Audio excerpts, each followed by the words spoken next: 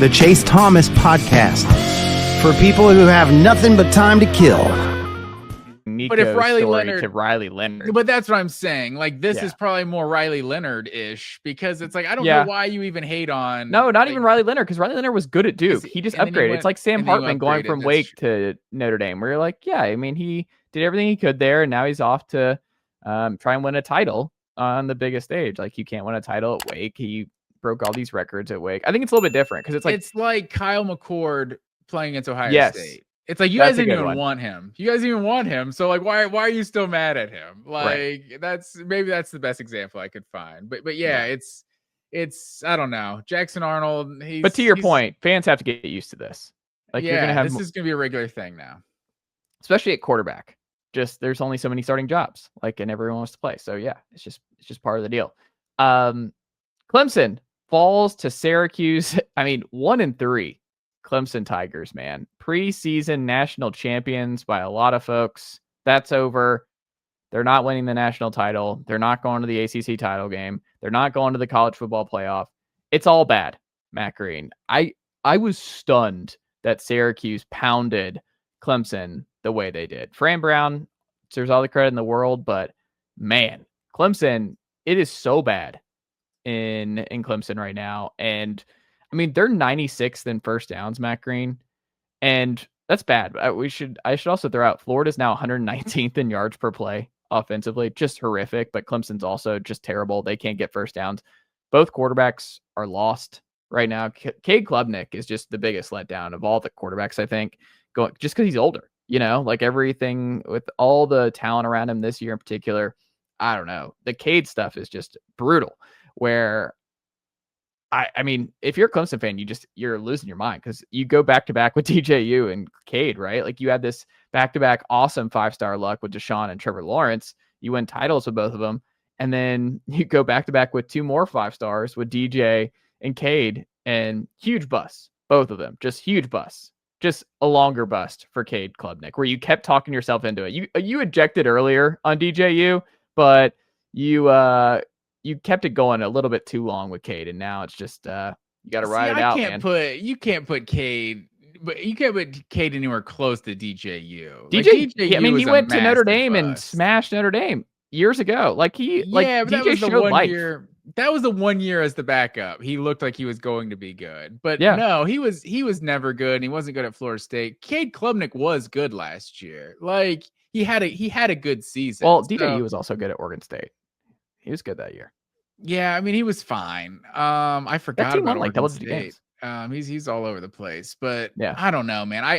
Cade Klubnik, for being a 5-star, he's definitely disappointing. This team this year is obviously. I'm not just gonna be an indictment on Cade Klubnik's whole career or anything. He's not gonna be the number 1 pick of the draft. That's for sure. But I mean, it's been a hugely underwhelming career.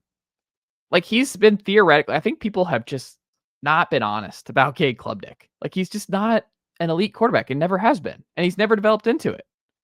He was 37 to 60 in this game, 363 yards, 6.1 yards per attempt. I mean, Steve Angeli was a better quarterback in this game. I will say 36 touchdowns, 6 picks a year ago. Like, he had a big time year. What was your green line stat of the week? I mean, that's true. That's not on Cade Klubnik. It's partly on Cade Klubnik. It's just not all on Cade Klubnik.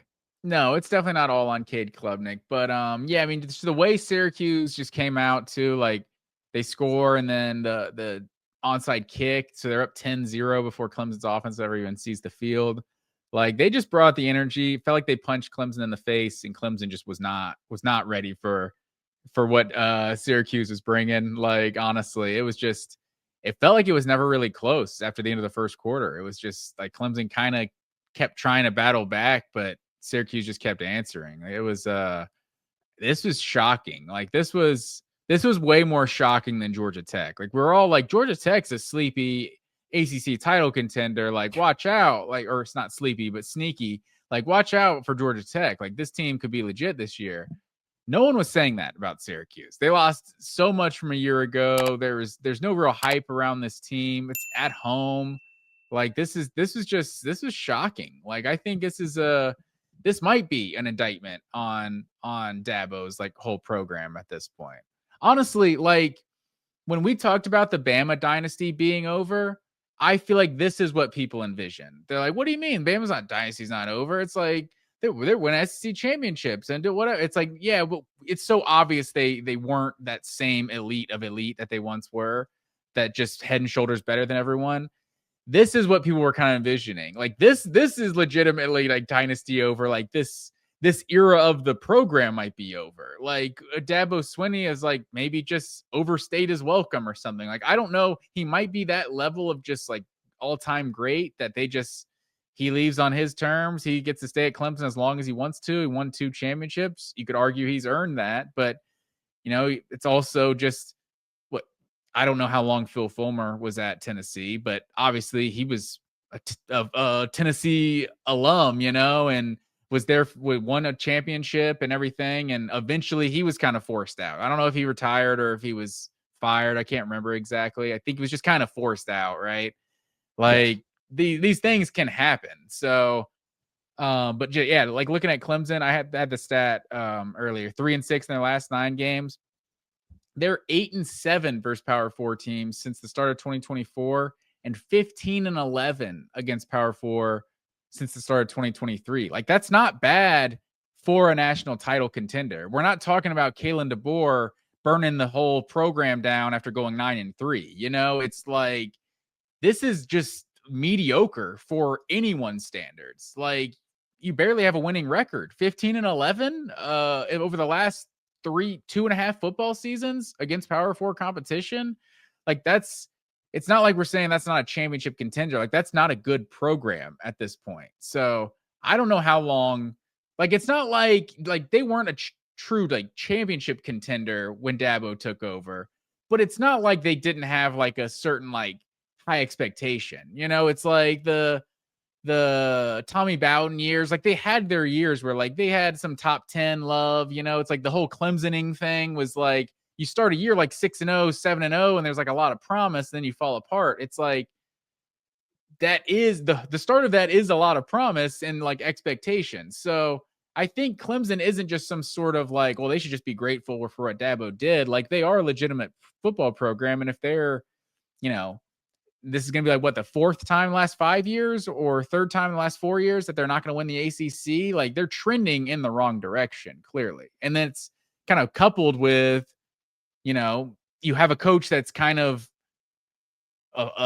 hesitant to adapt to these new rules, the new changing landscape of the sport as well. Like that can't be ignored at this point, because like, you look around all of the programs in college football, there's a lot of impact players. Georgia's best offensive player potentially on this team this year is a guy from the transfer portal. And you could argue their best player on their team last year, and Trevor Etienne was from the transfer portal. So Georgia's recruiting as good as any program in college football, and they still see the value of getting guys out of the transfer portal. Who are you, Dabo Swinney, to turn your nose up? And I know he got a guy last year, but he still has that philosophy. And at some point, you gotta, your philosophy is keeping the program down, if that's what you're gonna do. Yeah, I'm very curious to see how this all plays out. Do they still get to like 8-4, 9-3, 7-5? Like, because you're riding this out. His buyout's crazy. Like, he's not going anywhere. If anything happens, it's Dabo just stepping down. And he talked about it this week. He's what did he say? Not entering his prime, but he's got a lot of coaching years left in his mid-50s. So I don't think Dabo. It's just kind of bizarre. I mean, the defense stinks, and you brought in Tom Allen, who is, we thought, a good defensive mind. It's just not right. Garrett Riley, well thought of offensive mind. They're just a mystery to me as to why it all just doesn't work and why it's just been such a disaster for Clemson this year. But it's a disaster, and what we thought was going to be the biggest South Carolina Clemson game in a long time, no juice there, I would say. Nicely done, nephew. The Chase Thomas podcast. Hell yeah.